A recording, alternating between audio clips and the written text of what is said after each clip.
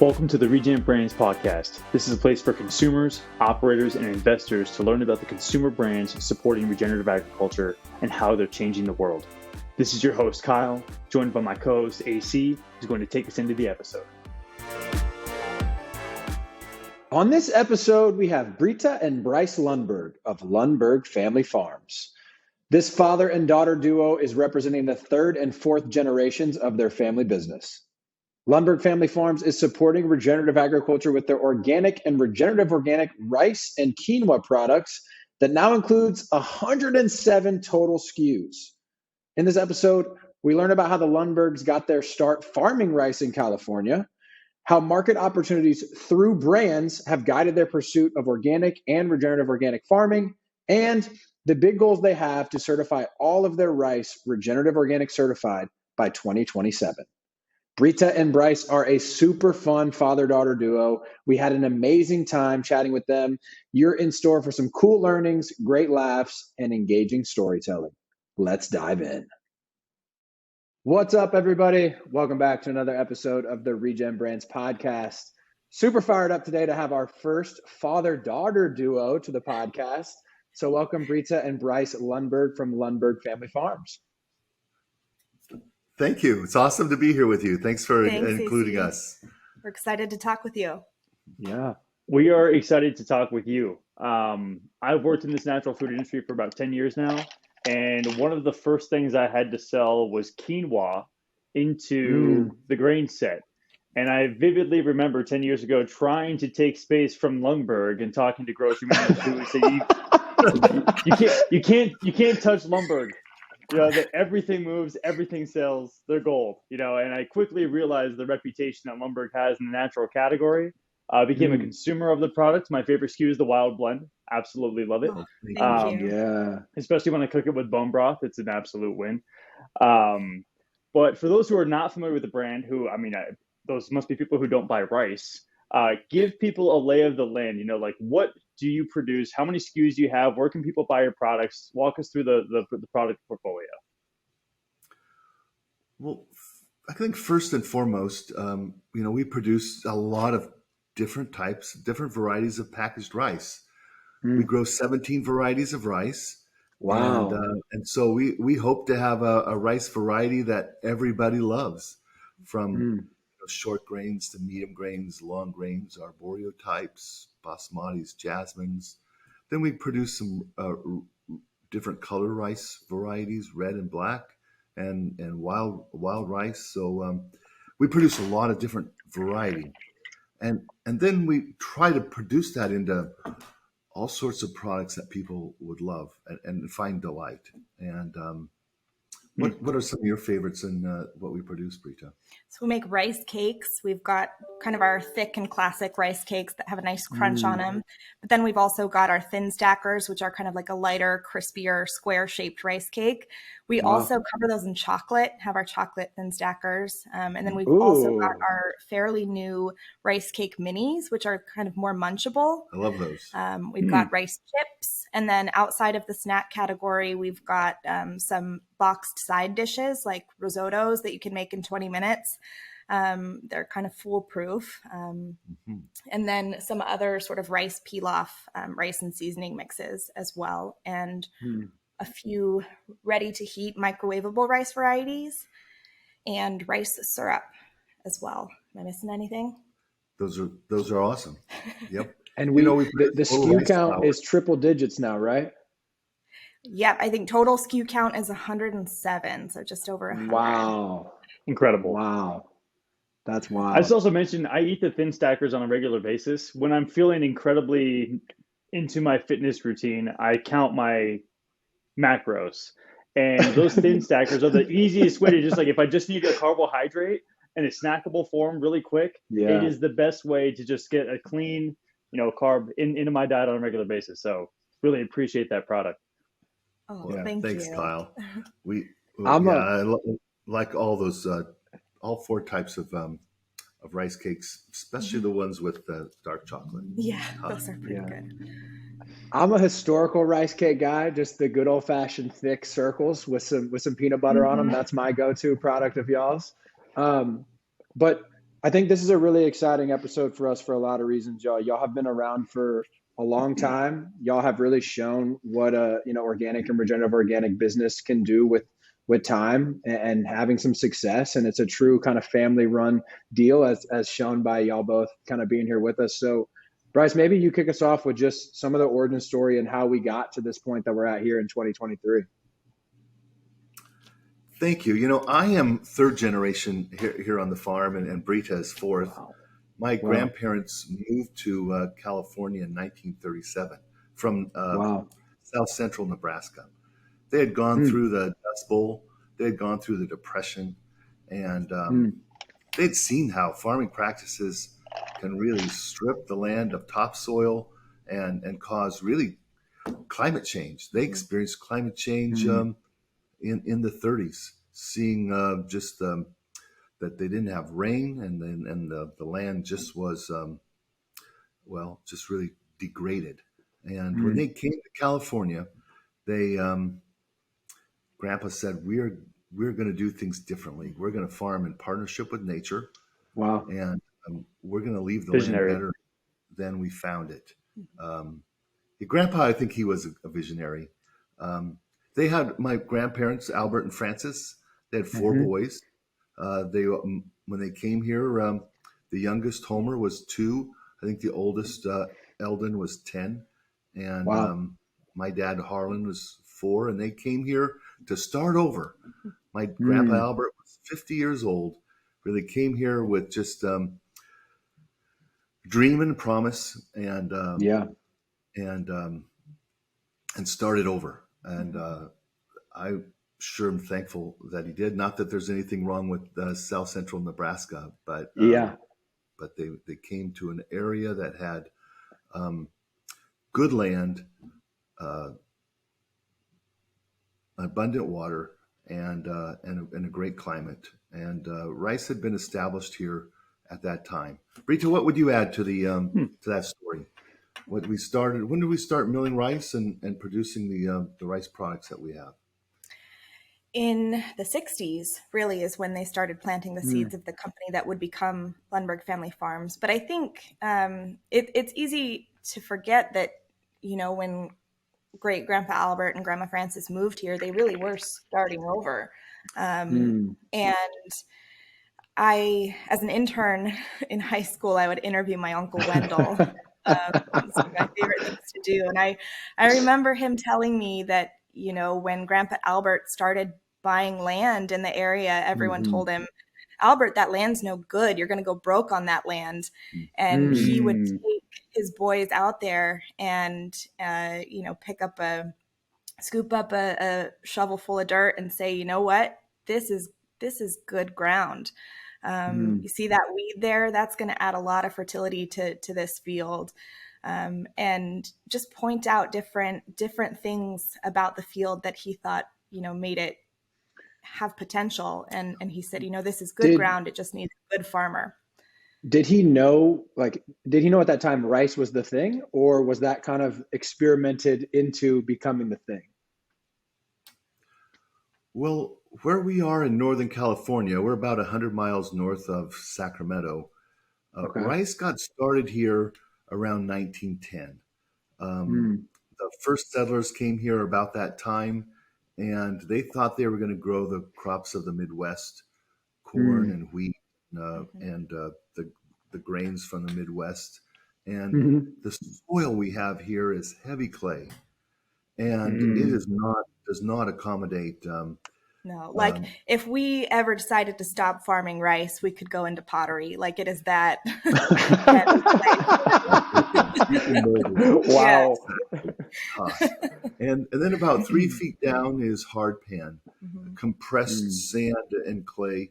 And it just, our fields are like bathtubs. Yep. They just don't allow water to percolate or penetrate. And so it's great for rice. It's not very good for very many other crops. Yeah. Grandpa knew he was coming here to farm rice. And he was organic from the start, right? And that was rather contrarian at the time, or what was his journey in terms of organic, regenerative, et cetera? Well, He came with the idea that he's going to improve the soil.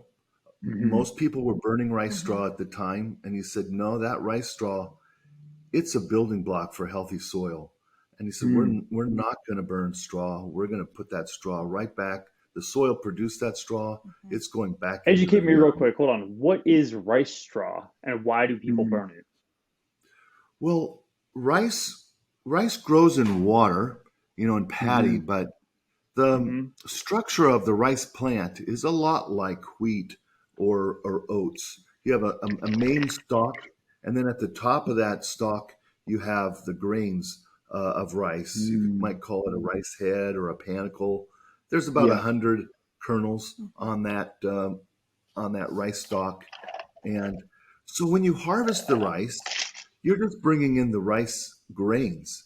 The straw and all the stalks, they remain in the field, and they really need to be put back into the soil and return to the soil. And when you have a living soil full of microbes and life, that straw will, over the winter, will decompose, and it'll go right back into the soil, increasing organic matter, increasing the tilth of the soil, improving the tilth of the soil. So it's almost using the rice straw as a cover crop in a way, protecting the soil. It is in the cover, or it could be a cover. Grandpa, though, he would plant oats and vetch. After harvest, he would plant oats and vetch to grow in the wintertime. If it was a dry winter, it would do pretty well. If it was a wet winter, it would drown. But got to put drains out in your field, because the fields are not going to percolate the water. You got to surface drain it off. But we had a super wet winter this year, and some of our cover crops made it. A lot of our cover crops drowned. But Grandpa would put the straw back in. The thing why people would burn it is one match could burn off, a whole field of straw, and then you wouldn't have to put that back in, right? So putting the straw back into the soil, takes effort, it takes work, but over the long term, it's improving your soil. And so he was a visionary in that. He never stopped growing cover crops. Growing cover crops were core value to him and to our family. Resting the ground periodically, and letting that cover crop come to full production. So most of the cover crops we grow are just a form of fertility, right? You want to mix up that diet for the soil, and it's a little bit like putting some green juice, right? When you take that green juice. When you put that green plant back into the soil, it helps the soil receive the straw and the green plant. And then when you have a legume like a vetch, the vetch takes nutrients from the air like nitrogen and puts them right back into the soil as the first form of plant food or fertility for the coming rice crop. And so those were things that he started that we continue to do. And I can see Kyle's brain turning. I know my man's got 27 questions about the agronomic practices that y'all implement. But before we go there, and we want to go there next, bring us home on the origin story around Brita. You mentioned in the 60s, the kind of the commercialization and the branding ramped up. Just take us through that journey of like, were you all selling to other people? Then you kind of brought that in house. Like, is this fully vertically integrated? Like that commercialization brand side of the origin story. And then we'd love to talk more about the agronomy. Sure. So in the 1960s, Albert's sons, Eldon, Wendell, Harlan, and Homer, and yes, those are their real names, started planting the seeds of the company that would become Lundberg Family Farms. In 1969, a company called Chico-san came knocking, and they were looking for someone to grow organic rice for them. I think they asked something like 150 farmers in the region. They all said no until they found the Lundberg brothers. The principles of organic farming kind of seemed to align with their dad's advice to leave the land better than they found it. Mm-hmm. And I think they were most of the way there, but it was early days. It was the 60s. So they didn't even really know what organic meant. I think they called up the Rodales because of Organic Gardening magazine and said, we're gonna figure this out from the ground up. Yeah. So they planted their first crop of organic rice in 1969. It wasn't a lot. It was like 76 acres, but it was enough to convince them to make a go of it. Soon they bought an old bread truck, filled the back with bags of rice stenciled with the Lundberg name, and hired a driver to stop at health food stores along the coast from California to Washington. Wow. That's so cool. Yeah, and in my Uncle Wendell's words, they also started receiving orders from long-haired hippies who filled the Nice. His words, not mine, filled the back of their VW buses with rice and then went on to start natural foods companies. One of those long-haired hippies was Michael Funk, the founder of UNFI. Yep, he had Mountain People's Warehouse on the West Coast, and Cornucopia was on the East Coast, and those two companies, they met in the middle, and then they merged. And Michael Funk was one of those visionaries, I would say. Yeah, exactly. That wanted to bring natural and organic food, to the to America. And I think at Mountain People's, it was distributing where no one has ever gone before, or something like that. But the other one that came here just regularly was Terry and Brian Fowler from the Fowler Brothers, one of the early natural food distribution companies from the Bay Area. But just so blessed that there was a community of consumers interested in organic food, in food that was grown a new and different way. Yeah. So, my dad and uncles, they were part of a co-op called Rice Growers Association, a huge co-op, just growing cow rows, medium grain, and pretty much exporting it all abroad. And my dad and uncles asked that co-op, hey, we are proud of the rice we grow. Why don't you market in the U.S.? And brown rice is so much more nutritious for us than white rice. Why don't you come out with a brown rice? And pretty much the co-op leaders got tired of them and said, you know what? You want to do it? Why don't you do it yourself?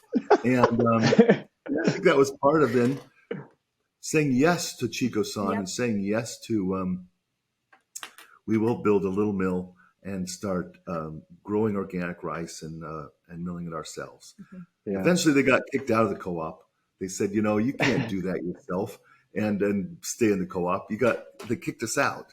And that was a tough decision as well, to say we'll completely leave. But it's been a great decision, and not always that easy.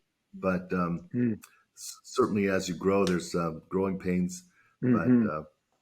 But we're really thankful that they had that vision. Yeah, okay, I'd so say based on when I was in high school, my dad went to a equipment or food equipment show, and I don't know where it was. I think it was like Las Vegas, and he came home with a rice cake machine. He said they were popping rice cakes right on the floor with this rice cake. I think we can do it here at the farm. And he brought a rice cake machine home, and I think his brother said, "You're crazy, Harlan." But you know what? Today we have, I think, probably 300 of those little rice cake machines. We make them ourselves, and we produce rice cakes every day. And I'm sure thankful that you guys know about them and choose them as part of your daily or weekly food choices. Yeah, they're great.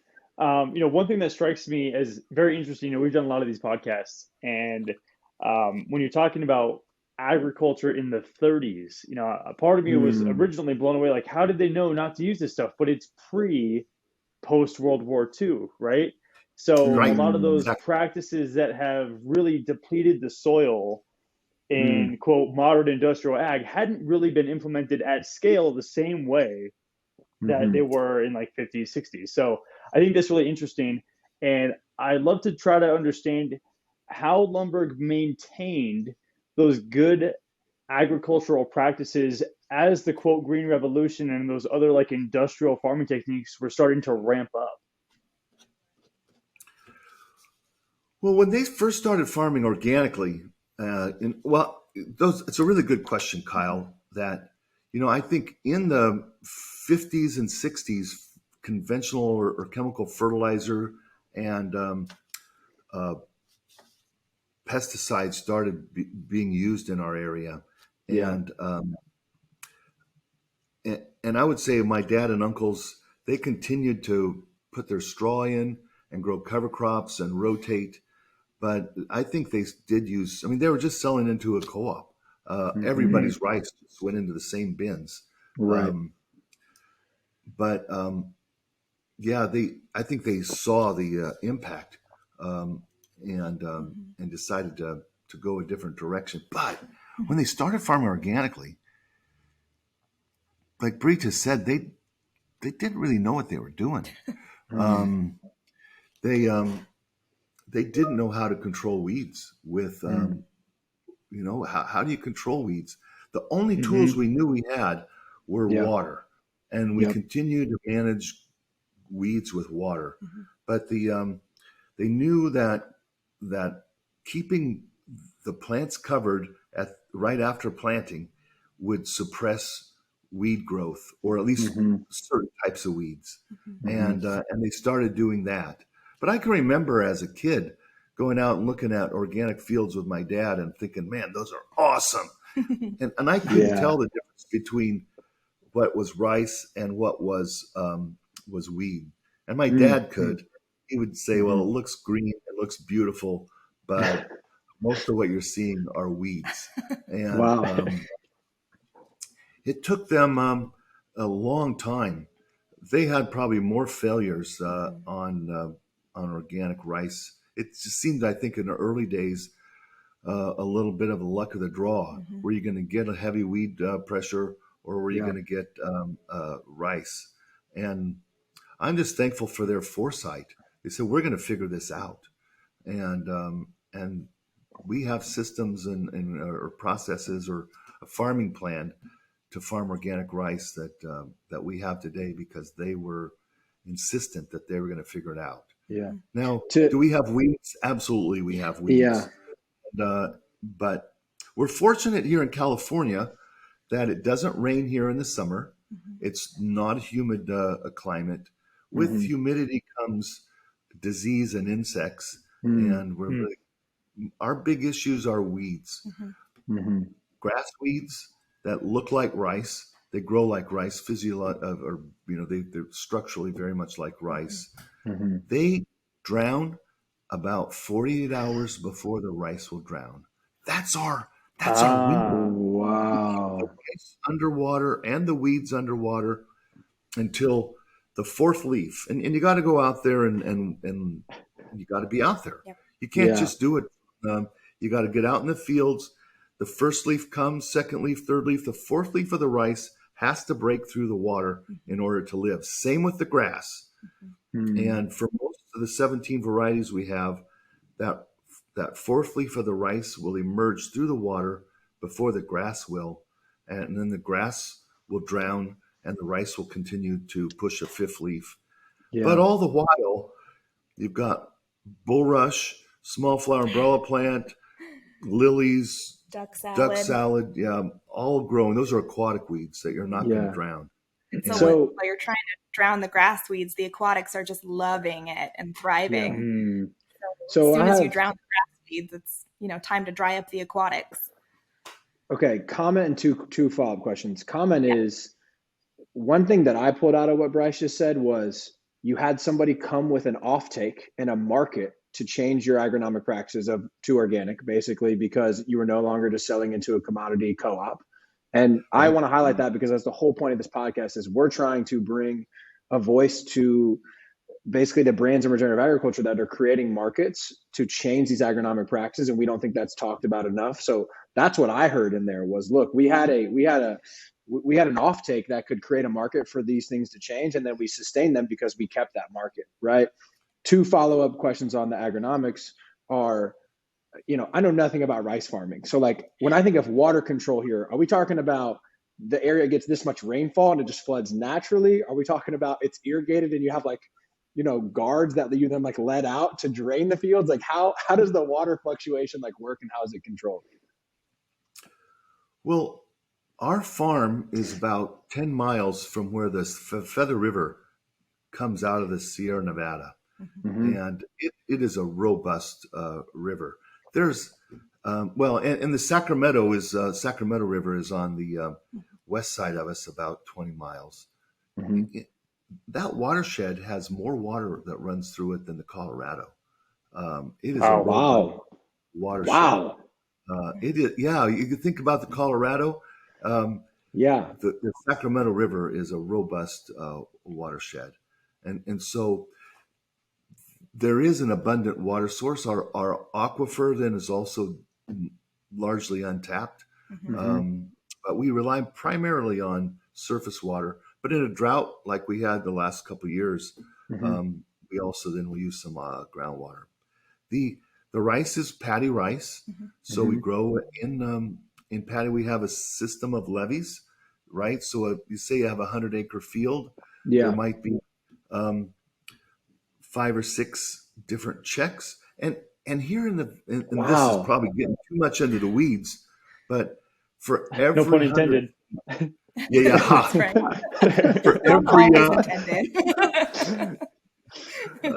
For every 100 feet, there's 1 inch of fall, right? And so if you have a 100-foot check, then you're gonna have a fall, and you want your paddies to be pretty much flat. And so Bryce, are you saying that the field has a slant then? So basically every 100 feet, it's kind of slanted an inch down. And so that's how you would drain them. And, after you flood them, or I don't know what the proper term is, water them. Right. But you're going to put up some levees about every 100 foot, you're going to put a levee up, and you're going to have little gates on each end of that levee to let water go from one check to the next check. And you've seen pictures of terrace farming in other parts of the world, or terrace rice. Mm-hmm. This is a form of terrace farming, only the terraces are generally very flat. You hardly see the but there's a drop. Water will go from one paddy to the next, and that's how we manage the water. I do it every morning. I'm struck by the evening, specificity.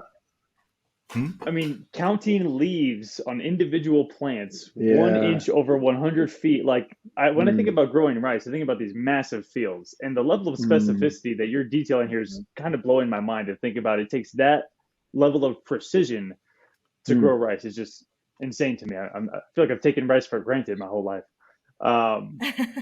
So just want to comment on that. That's extraordinary.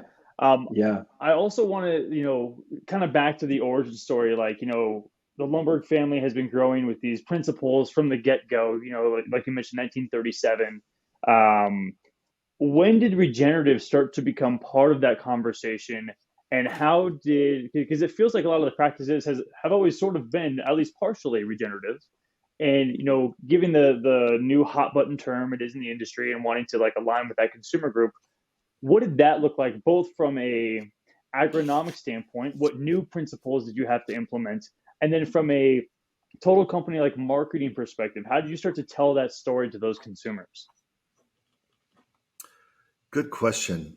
Well, we became aware of the term regenerative, I think several years ago. My cousin Grant Lundberg, at the time he was our CEO, he was on the Rodale board of directors, and I think a lot of the origin of much of the regenerative movement might come from the Rodale group or Rodale Institute, and we did, I think, have a question to ourselves: Is organic good enough? Isn't organic the term that we want to support and what we've been supporting from the get-go? And so it took a while for us to say, nope, we believe that that organic is a continuum, Mm. that you have the base or the lowest form of organic that the USDA will accept or approve. Yeah, right. You have organic forms of farming that go way beyond that, that are practiced by incredible farmers across the country, across the world. And I think for us, regenerative organic is about recognizing those practices, the farming techniques that have been honed for decades, or for generations, and we've embraced regenerative organic. I would say in that way, that it recognizes farming practices that are elevated above what might be considered the minimum requirements for organic. And we believe we've been practicing those regenerative organic farming techniques and putting that into practice for, well, even though Grandpa Albert didn't know he was farming organically in the 30s, many of the practices of regenerative agriculture were practiced by my grandfather. And I might just mention, you guys, that my grandpa was, I think, a visionary. He was a great farmer. He would come and tell us sometimes, when one door closes, another one opens. Yeah. And I would just remind you that means to me that he was a great farmer, not such a great cabinet maker. Well, one thing I think that we've tried to do is, like, how do we distill? It's super complex, it's super nuanced. How do we distill it down into like easy digestible frameworks for the consumer, right? And so maybe one thing that y'all could do for us is, if we're looking at an image, and we have conventional, we have kind of like regular organic, then regenerative organic. What are just some of the major differences in those three buckets? Like how would you articulate maybe some of the practices or just the different like approaches in that three-pronged framework? Right. So we do recognize that there are at least three elements that need to be considered and practiced in regenerative. It's about the soil. It's about the animals that are either brought onto the farm or are there in the wild, and the people who participate in farming and do that commitment or have that commitment to work with us. And so in the soil, I would say it is about improving the soil and having a mind, treating it like a living thing, I think is what we would like to remind, that soil isn't an inert material. My dad used to remind me that most farmers think of it just as a place to put seed and for the roots to hold, just as a medium, not as a living thing. Right. Yeah. And we would say, no, the soil it's all about the soil. You care for the soil and have a healthy soil, you'll produce a healthy plant, which will produce healthy food, which will sustain healthy people. And it's all about the soil and the things you can see in the soil, and we can gather a lot of data about the health of the soil, but there's so much about the soil, I would say, that it's just so complex. There's things we still, I think, don't know about the soil and the interaction of the things you can see and not see. There's, what do they say, more life in just kind of a shovel full of soil than there are people on the earth. Yeah. Right. Healthy soil. I've also heard another stat that we know more about the dust on the moon than we do the soil beneath our feet, which is kind of mind blowing to think about getting to the moon and getting that dust and the investment required versus what, basically keeps life on our planet sustaining. But I think that trend is changing. People are getting more interested in soil, in part because of brands like you who are prioritizing it and telling that story. So we appreciate that effort. But then when it comes to the animals, we don't tend animals. We don't own animals here on the farm. I'm not not saying we will never have animals here, but one of the things my grandpa did used to say to his sons is, it's a pretty good decision to leave the animals in Nebraska. But we have herds, we have flocks of animals that come through and use our fields and live on our fields. Yeah. Our farm is part of the Pacific Flyway, which is one of the most important and threatened waterfowl habitats on the continent. And so each winter we flood a portion of our fields to provide habitat for thousands, if not millions, of migratory birds, ducks, geese, swans, sandhill cranes. Just, you think after harvest, the season is over, but our work isn't done, because we really believe and we know that our farm is part of an elaborate ecosystem, and we're committed to supporting that system. And so we, like I said, we flood the fields to provide habitat, replicate California's once abundant wetlands, provide vital habitat and nutrition for those waterfowl. And then our cover crops also provide nesting habitat for ducks. They've lost a lot of breeding habitat. Yeah. California has lost more than 90% of its historic wetlands. But rice fields with our heavy clay soil that holds water like a bathtub really replicates that landscape, and which is, sort of regenerative in and of itself to replicate the native landscape. And so we're really proud, to share our fields with more than 200 species that have been documented to use California rice fields. So much so that, each spring before we start our tractors to prep the fields for planting, we check to see if ducks have started nesting in our fields of cover crops. If so, we partner with our friends at California Waterfowl and other like-minded organizations to sweep the fields and rescue the eggs by hand and transfer them to a local hatchery to be incubated, hatched, raised, and released. It's one of my favorite parts of the gig. Over the years, we've rescued more than 30,000 duck eggs.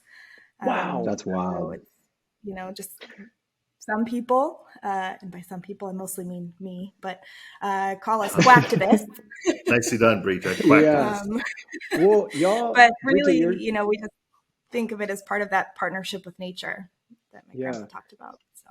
And y'all just put out a really cool marketing PR campaign around this, which I found really interesting and really cool, right? Because obviously, I think part of ReGen is we're doing a lot of these things not in a way to make more money, right? To drive a profit. We're doing them because they're the right thing to do, or whatever the motivation may be. But I also think we have to use them to try and drive some profitability or some viability into the business. So curious just to hear about why y'all chose to focus on that. I think it was a full page New York Times ad. I saw a bunch of stuff about it. It was very playful. And I think the word ducking was used in replacement of another word that my mom says I use too much. But just what was the consumer angle, or what did the data tell you that was the right thing to maybe lead with instead of soil health or something else from this regenerative approach that y'all take? Yeah. So when we were thinking about kind of how to convey the value proposition of regenerative farming practices for folks who may not be familiar with even the word itself, we thought about, talking about soil health and all these other sort of concepts that are largely unfamiliar to consumers. I think there's growing interest there, but by and large, that's a pretty opaque concept, I think, to consumers. And for sure. We were trying to kind of figure out how to distill the sort of year-round, 365 days a year care that is part of our regenerative organic approach in a way that would make sense to consumers and serve as kind of a point of entry to have a conversation about what regenerative and regenerative organic means to us. And so, consumers may not understand soil health, but everybody loves ducks, especially baby ducks. Yeah. And so we sort of developed this campaign called Ducking Good Rice. Let's go. And I love it. We say, not all rice saves baby ducks, but ours ducking does. And we think that the foul language, if you'll forgive Foul, the pun, nice The pun. Another the one. pun. is just kind of a lighthearted way to start that conversation with consumers, to kind of help them understand that regenerative organic is really a holistic, like, systems approach to farming that, not just sustains but improves the environment and the world around us, which is, really where we started, right? My great grandpa Albert's promise to leave the land better than he found it. I think it's gives a measure of care, or That's right. or that we don't have to do that, but if it is an indicator of care, and how do you show how you care for the soil and make an engagement with that? But if you're saving ducks or protecting duck eggs, it does, I think, give a illustration or an indication of level of care, and we want sure. That's right. That's what we were hoping to kind of. Yeah, it leads with humor, but I think at the heart of the campaign is really, really that care. That we care so ducking much about the environment, and if we care this much about ducks, imagine how much we care about our rice. So it's you're right. It's really about. I think it's a brilliant strategy, and especially because I don't think there's any little kid who has a stuffed animal of soil. There's no sports teams that are called soil. People have a natural empathy for animals, and for some reason, as this story in this campaign is coming to mind, or you're describing this campaign, I'm thinking about, I don't know if anybody here saw it, the video of a sea turtle that had a straw in its nostril that went viral. And people watch this video of somebody pulling this straw out of this sea turtle's nostril, and it's like the amount of empathy you feel and the pain you feel for that turtle is like, I think that was one of the catalysts for the ban plastic straws movement. Right. And that had a serious impact on the industry. And I feel like what you guys are doing with ducks is not necessarily the same thing. You're not using like a video of an animal in pain, but you're utilizing the natural human ability to connect with an animal and say, this is important to us.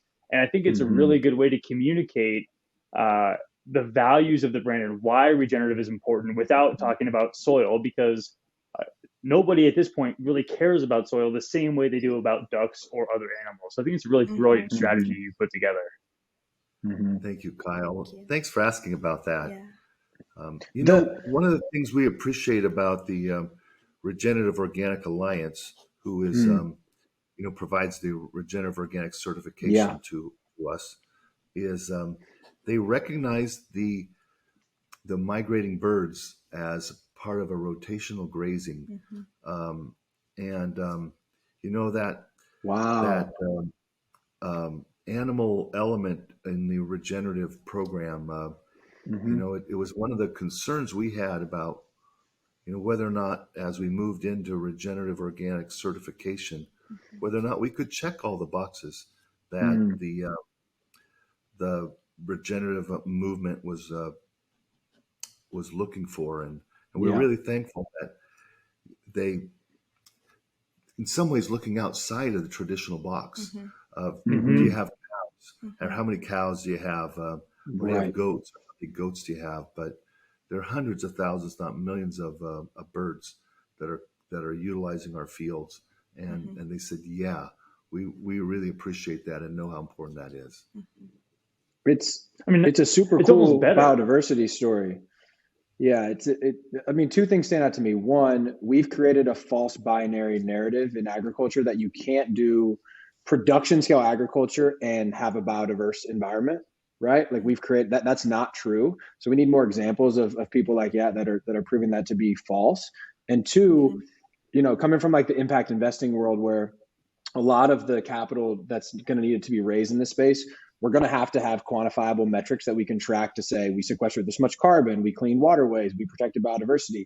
Biodiversity is very hard to quantify, as are all the other ones. But having a hard number to say, hey, on this much acreage, we saved this many ducks, like that is a game-changing thing, I think, for a lot of people from a lot of different backgrounds to understand why this work's so important and show like a real tangible impact it's having on something that people care about.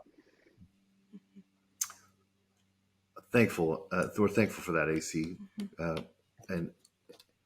and I think it's part of what reminds us that no two farms are the same, Right. no two Mm. regions are the same, Mm-hmm. and as we move into regenerative and want to, in many ways, define regenerative, that it needs to have some flexibility.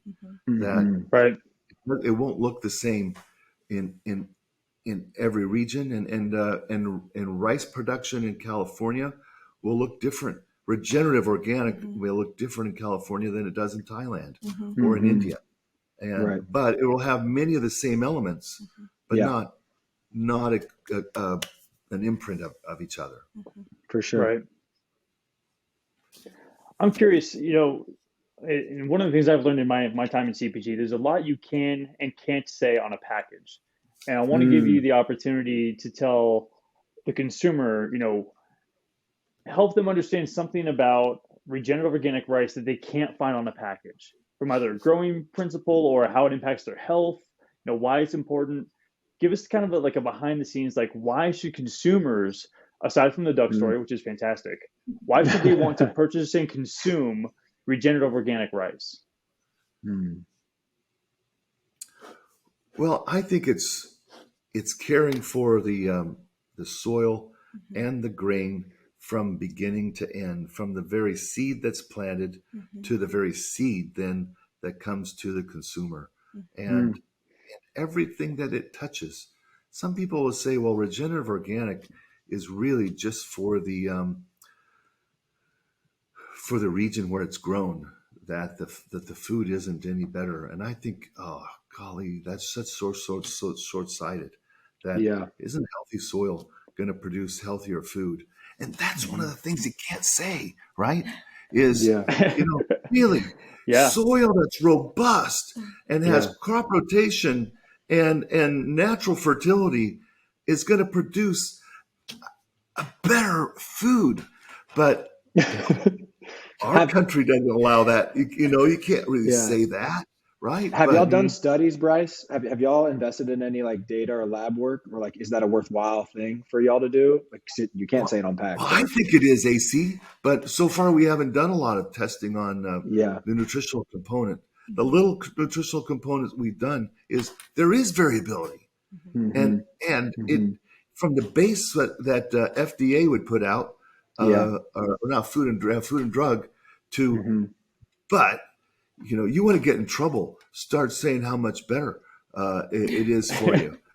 Things that we know intuitively, I think as we move forward, just knowing it intuitively is not enough, right? But dang, we know so much intuitively, right? You can see it, you can feel it, you can smell it, you can touch it, and those things often aren't measured or measurable. Right.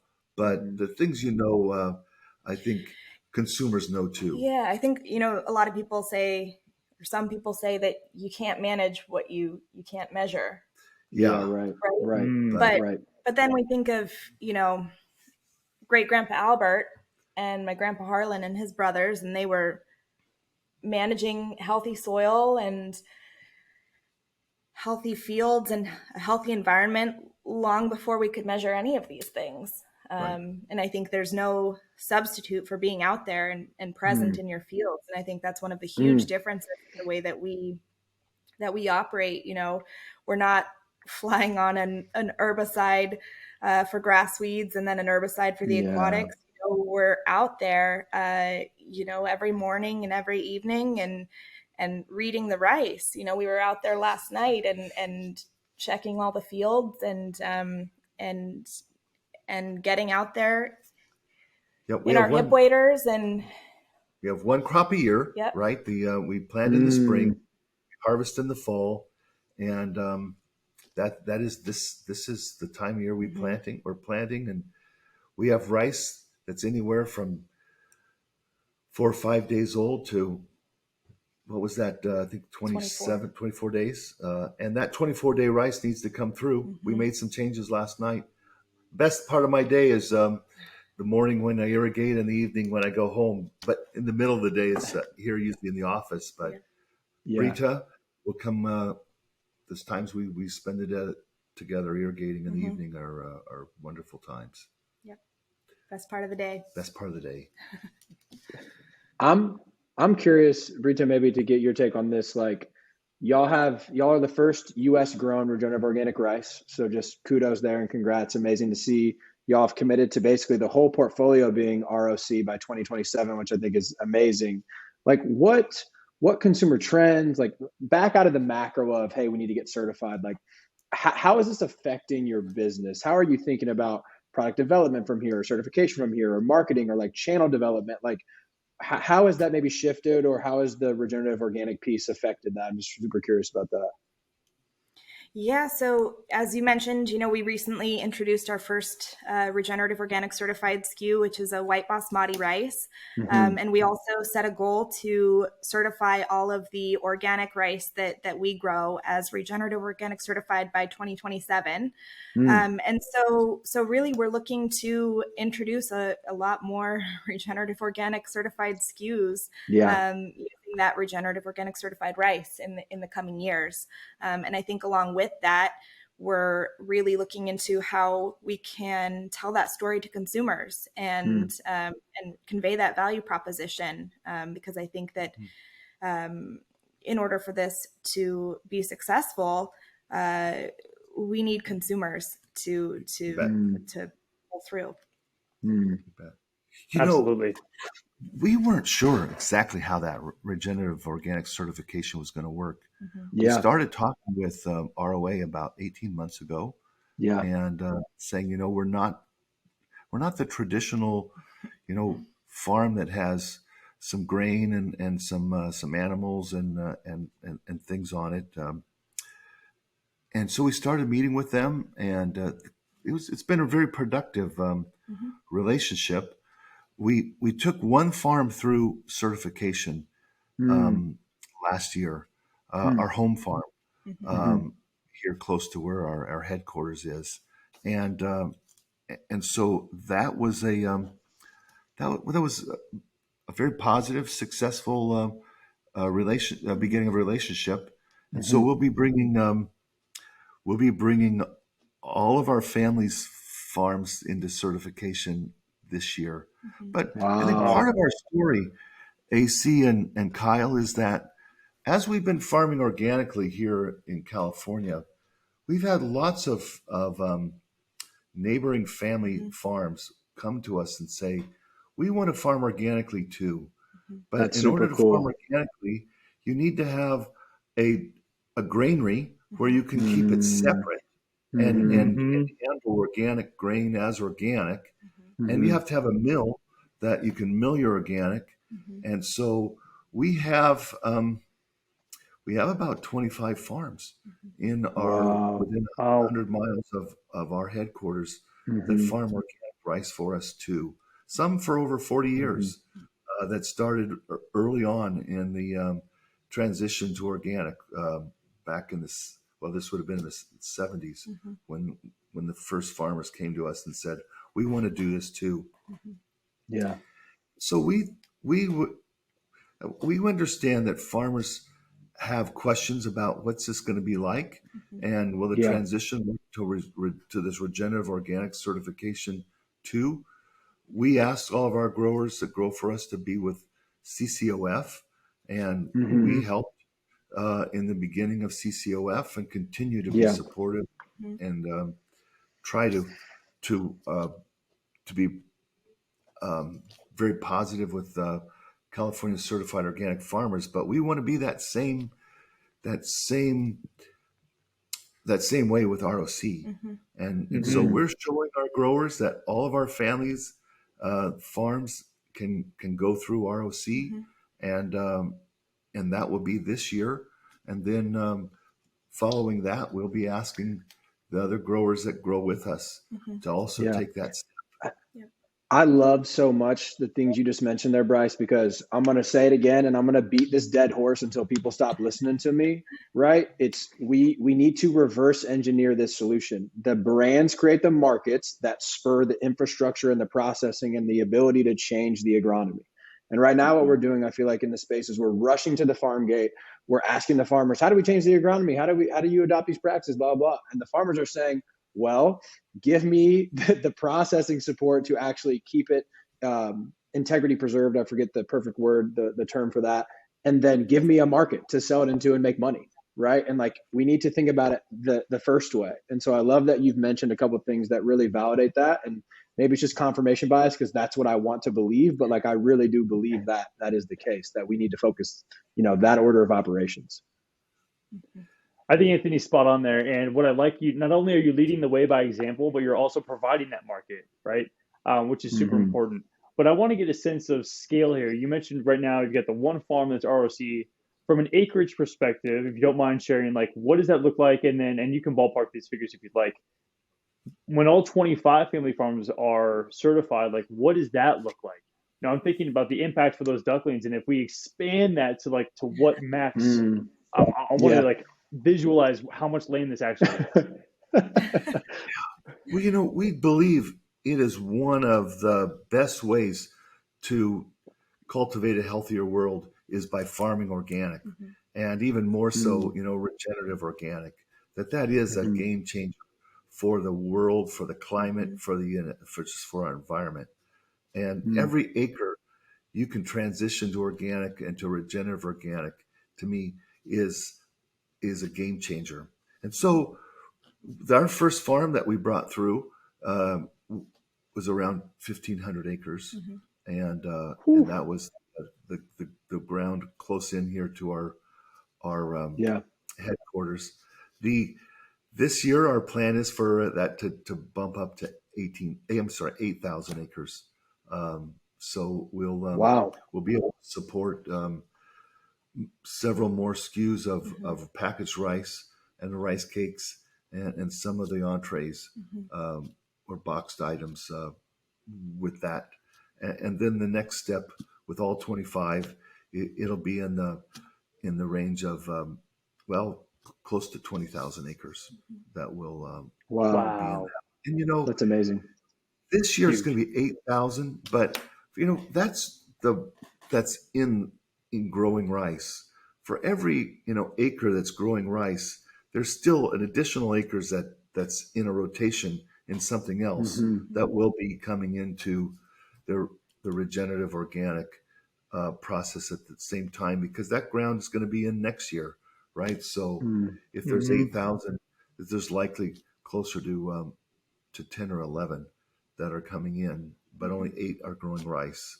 And when we're growing 15 or 16,000 acres of regenerative organic, there'll be still another 5,000-6,000 acres that are rotating out and resting and other things.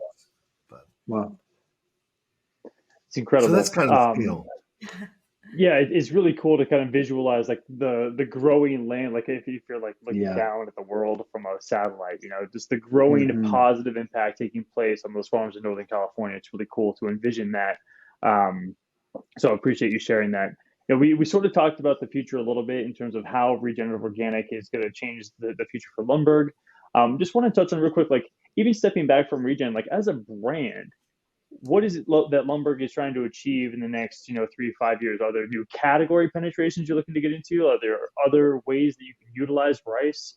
Is there any potential for Lundberg to make something other than rice, with these cover crops and these different rotations that you have going? If you can talk about any of that, we'd love to know. Well, Kyle, a few years ago, we had experienced this kind of pressure that quinoa was coming into our and there were people trying to take packages of rice off the shelf. Yeah, Kyle was out there hustling shelf space. It wasn't me. And so we were asked by some of our closest retailers, when are you guys going to grow quinoa? And they said, well, we could import some quinoa from South America. And they said, no, we want you guys to grow domestic quinoa. Wow. And so we have been on about a 10-year trek in figuring out how to grow quinoa here in Northern California. Wow. And so hopefully you can find a Lundberg package with Yeah, quinoa in it I've seen it. at a store near you. But it's all grown in near the coast. It is too hot to grow that quinoa here in the valley where we Mm. grow rice. Mm. The plant flowers are too sensitive. They'll sterilize at around 90 degrees.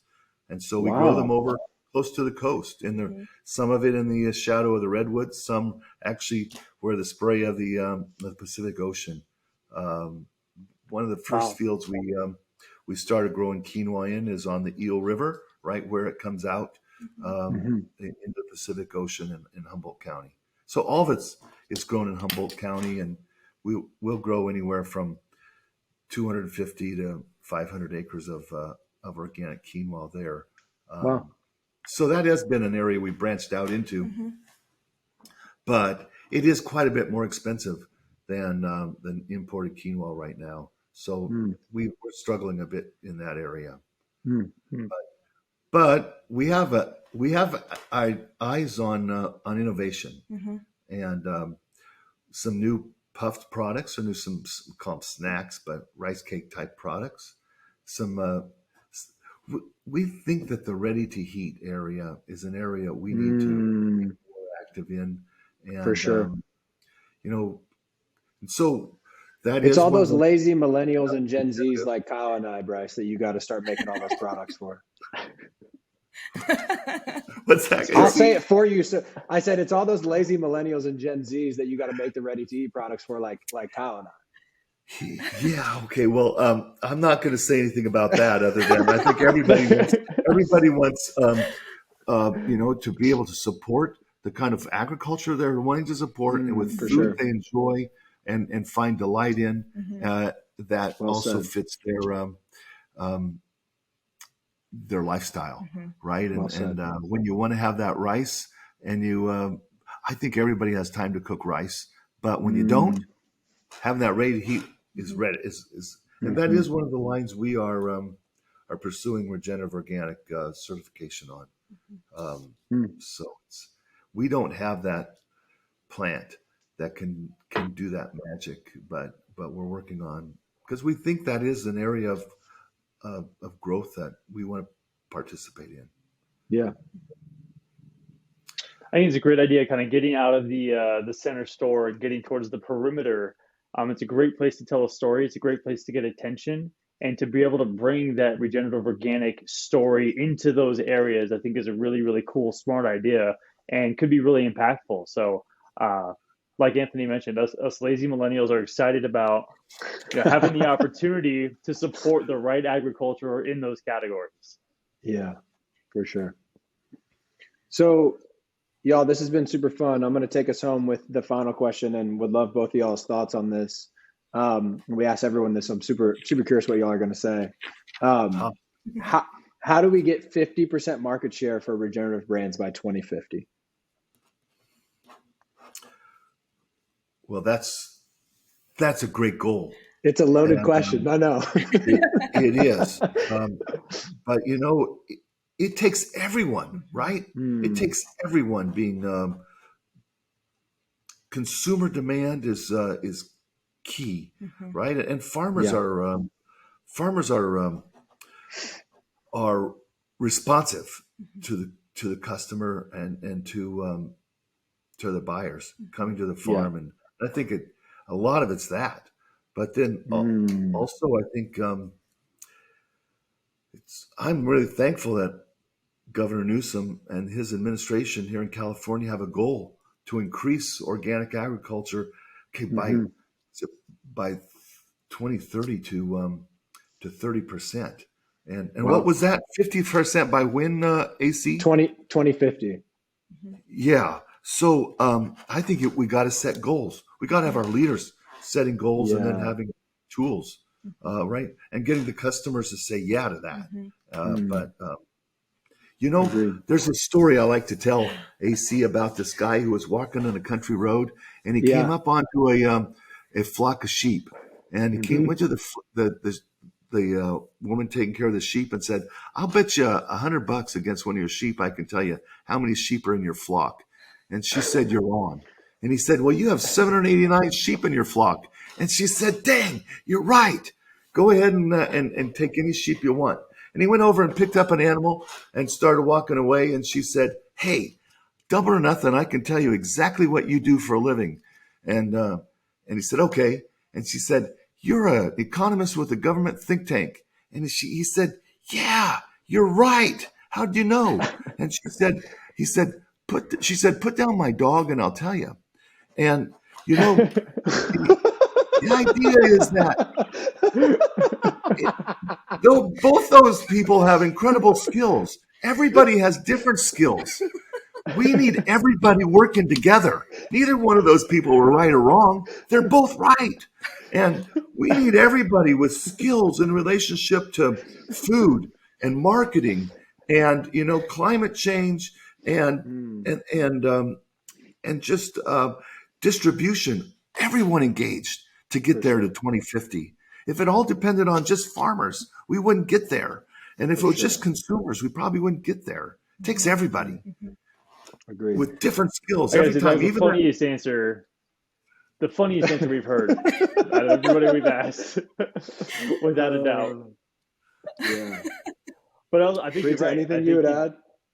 Oh yeah, sorry. I mean, how do you add to that, right? I guess I'll just say that I don't know if you knew when you booked a father-daughter duo that you'd be having the dad jokes, huh? Yeah, we expected a little bit of that, but that's always, we like that. We enjoy that. But yeah, I think you're right. I think that combination of, we need for every step of the supply chain, starting with the producer to the consumer and everything in between, we need all of those individuals who care about this thing to really push it forward. Because if we don't get those vested parties from the distributors, from the brokers, from the retail buyers, from the producers to the farming infrastructure to the grain silos, like everybody has to be involved if this thing's really going to scale. So I think your answer is spot on. And yeah, just really appreciate the conversation we've had today and you all sharing some of these hilarious stories and jokes with us. It's been a blast to spend some time with you too. Yeah. Thank you so much, Kyle. Thank you, AC. Thank you for caring. And I would love to hear your origin story about how you guys said, we're going to do this. And, and we're going to promote this. And you're right in there with us. You're right in there at part of making the change. I love that. Thank you. Yeah. We appreciate that. The super concise version of the origin story is, both Kyle and I have had, we both worked in food for a long time and have, personal and family histories in food. And we also have had some large healthcare challenges that have really led us to ReGen. And so I think we were personally motivated by human health, right? And then we found regenerative and it exposed us to all these other amazing co-benefits that it brings. And so we also felt like this narrative around brands creating markets that could shape the incentives for the agronomy was not being told. And so Kyle was living in Bend. I was back for my second or third stint there. And I was just a crazy guy that asked him to start a podcast with me. And he was nice enough to oblige. And it's been a fun ride ever since. Well, awesome. And not really much I can add to that. It's been a blast. And the best part is I think that Anthony and I were both having these conversations with brands on a regular basis anyways. Yeah. It just understanding who they were, how we could help, how we could support. And now we just get to do it in this public forum. And really we get to be the megaphone and help the brands tell these stories and share the impact that they're providing. So that's been the most fun part for me, is just being able to help that storytelling aspect for all the brands doing the great work. So it's been super fun, super fulfilling. And I'm very grateful that Anthony had this wild idea to start a podcast. Well, that's really cool. It's been super fun, y'all. Thanks so much for joining us. We'll do it again sometime. Thank you. It's been really fun. Thank you for telling the stories and letting us tell ours. Exactly. Absolutely. Thanks, y'all. Thanks. For show notes, episode transcripts, and more information on our guests and what we discuss on the show, check out our website, regen-brands.com. That is regen-brands.com. You can also find our ReGen recaps on the website. ReGen recaps take less than 5 minutes to read and cover all the key points of the full hour-long conversations. You can check out our YouTube channel, ReGen Brands Podcast, for all of our episodes with both video and audio. The best way to support our work is to give us a 5-star rating on your favorite podcast platform, subscribe to future episodes, and share the show with your friends. Thanks for tuning in to the ReGen Brands podcast, brought to you by the ReGen Coalition and Outlaw Ventures. We hope you learned something new in this episode, and it empowers you to use your voice, your time, and your dollars to help us build a better and more regenerative food system. Love you guys.